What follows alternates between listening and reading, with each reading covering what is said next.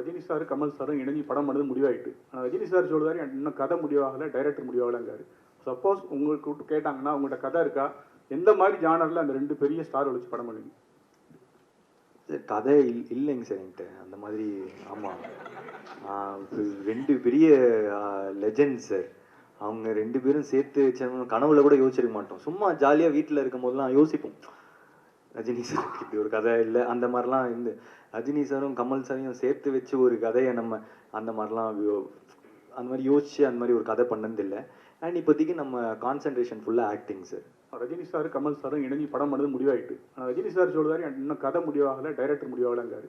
Suppose உங்களுக்கு கேட்டாங்கன்னா உங்கள்கிட்ட கதை இருக்கா, எந்த மாதிரி ஜானரில் அந்த ரெண்டு பெரிய ஸ்டார் வச்சு படம் பண்ணுவீங்க? கதை இல்லைங்க சார் என்கிட்ட அந்த மாதிரி. ஆமாம், ரெண்டு பெரிய லெஜெண்ட் சார்.